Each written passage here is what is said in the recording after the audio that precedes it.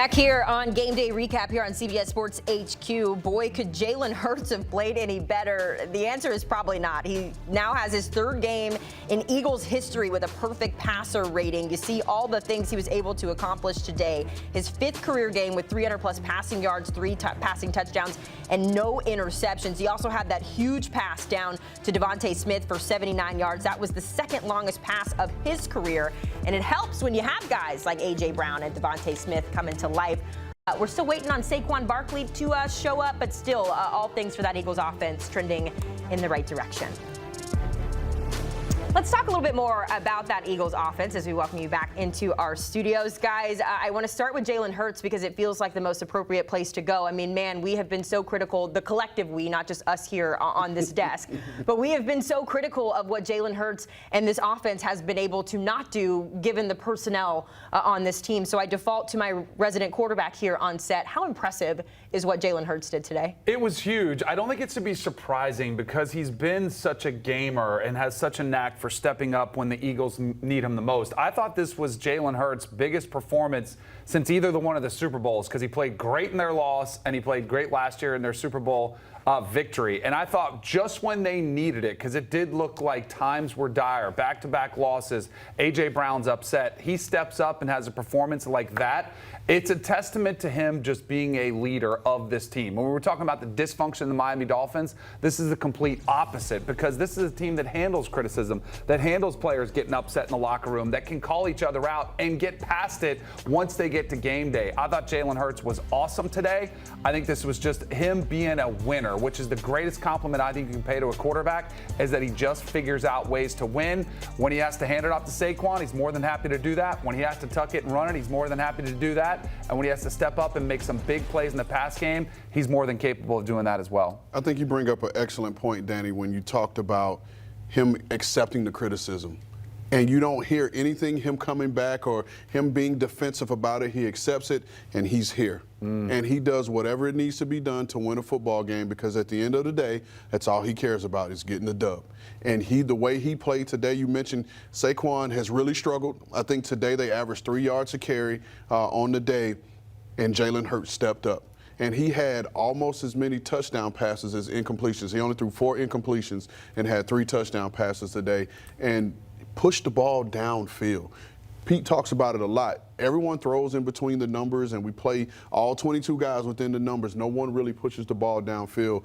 He directed traffic on a couple and pushed the ball downfield. Now, they were only 3 of 10 on third down. You wouldn't be able to tell by the way they played today, but they won today because of the downfield explosives. Yeah, and look, they took advantage of a former teammate. Isaiah Rodgers was terrible today against A.J. Brown. He hit a couple big plays for it, but you mentioned that. I love these teams that drive the ball down the field. We're playing in an era now where completion percentages are high and yards per attempt are lower. And the reason is these coaches won't take their damn shots down the field. They're scared of their quarterbacks. And when you're scared of your quarterback, you don't allow them to do things. You say, okay, well, we can punt. Punt's not a bad thing.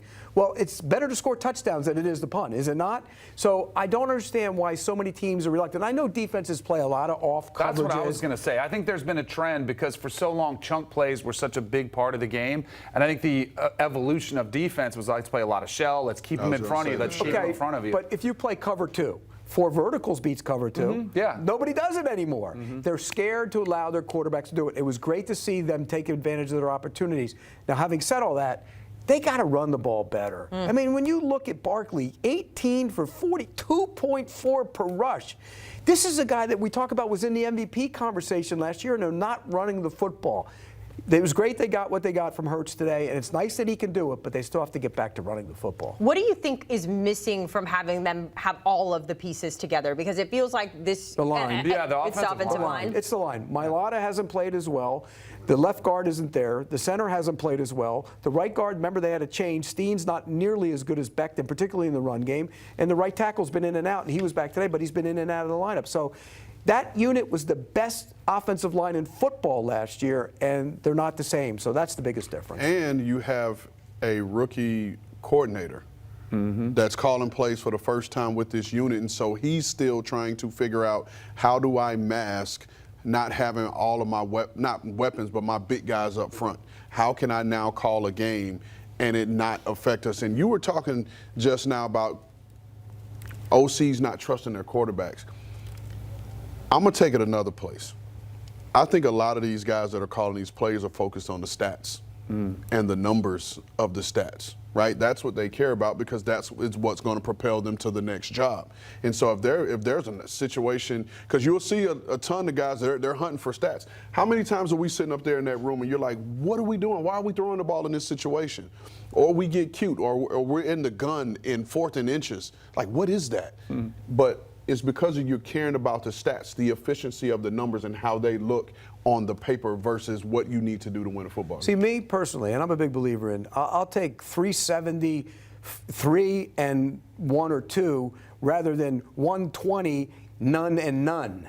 And I think we've gotten to the point where we're getting the 120 none and none is becoming more the norm than the other way. And I think we need to get back. These coordinators and these play callers and these quarterbacks need to get back to taking their shots down the field. But here's the other.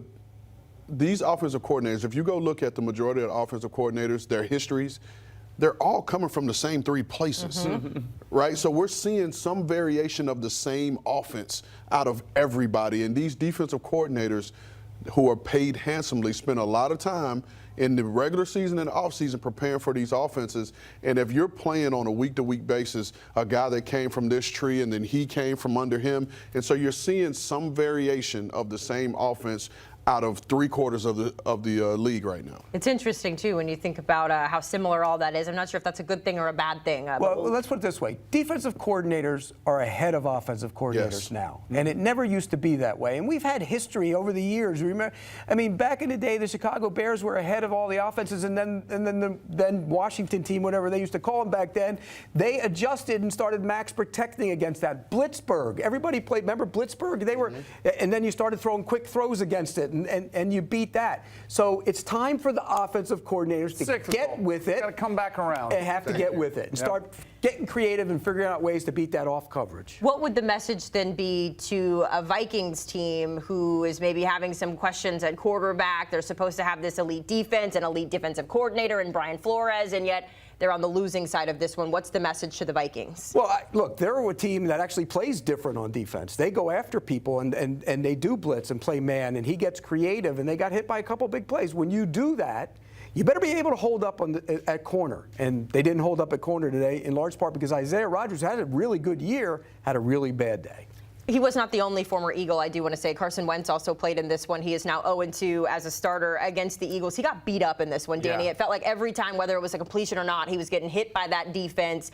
What's the message here for Carson Wentz, and what's the holdup, I guess, with J.J. McCarthy? Well, that's where I was going to go, Haley, is like, why is Carson Wentz out there if J.J. McCarthy's been practicing? And I was worried about him because Carson Wentz, long history of injuries. Every time he was getting hit so hard, and it does impact your ability to make throws down the field. Clear was impacting his decision making. I'm wondering why they're not getting back to J.J. McCarthy to kind of get back on this era, which is supposed to be his turn. I mean, they're the first-round pick for a reason. Maybe they're being ultra cautious with the injury to make sure he's 100%. But I think they've got to get back to what they were doing at the beginning of the year, and that's with J.J. McCarthy. Yeah, and we talked about it on this show. I don't know if it was last week or the week before when Wentz played really well, and we said, what do you do when he's back? Do you stick with Wentz because he's giving you the best chance to win and you're seeing what you need to see out of your offense, or do you go back to young J.J. McCarthy? So I think that question is Don't you think that experience has run its course with the Carson Wentz experience? Well, I think we know what we're getting out of Carson Wentz. Right? That's not changing. Right. That's not changing. What you get is high and you get lows. It's the variances. Right. And you're not going to get anything, and it ultimately ends up in the middle. And you saw the pick six was horrendous today. I mean, you can't do that. And he made a lot of bad decisions. Then he made a couple really good throws. That's what you get from him. But their long-term play is J.J. McCarthy at least finding out if he is the long-term play. He has to be back under center. They've got a short week because they're going to take on the Chargers on Thursday. Do we think we see J.J. McCarthy on Thursday, yes or no, Danny? As long as he's healthy, I think they will go back to him. Yeah, I think so as well. I think they go back to him. Okay, we will expect to see J.J. McCarthy hopefully behind center, and we'll see if this Vikings team can get it going. In the meantime, though, the Eagles looking pretty good now that Jalen Hurts and that offense is coming together. Time for another break here on Game Day Recap.